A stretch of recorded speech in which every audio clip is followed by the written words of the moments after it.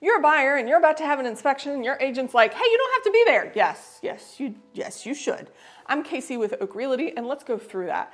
I tell all of my buyers, you should come to the inspection. You should take the time off to be there, even if it's just at the end. The inspection's gonna take about 3 to 4 hours. The inspector's gonna look at the top of the house to the bottom of the house and everything in between. It's not gonna be a pass-fail. They're gonna give you what works, what doesn't work, and how old all of your roof, your HVAC, your appliances, all the big major systems are.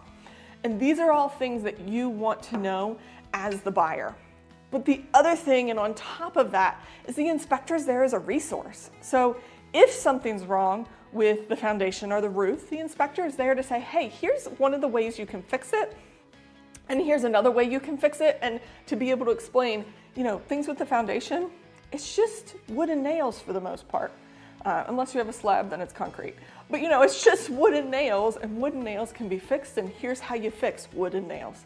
And then we can then go, okay, hey, I have this person and this person and this person to come in to give us a quote to figure out what exactly we do with that foundation to fix it.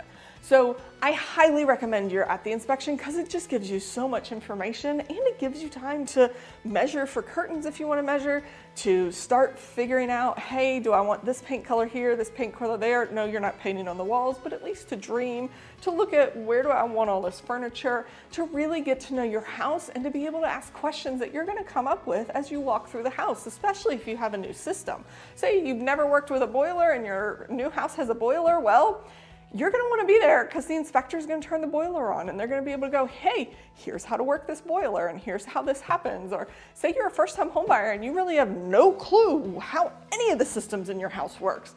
The inspector is going to be there to walk you through those things and tell you, here's some tips and tricks and here's some things to do and places to spend money on, constant recurring maintenance to keep you from having to pay the big bills.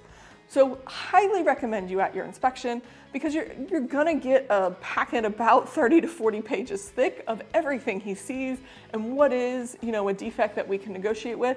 And sometimes just plopping that in your lap and you reading it, the big bug eyes come out that you're like, oh my golly, this house is falling down, we need to run away. When in reality, it's not. Especially things like here in Virginia, most houses have fungus underneath them. We live in a wet climate here in Richmond.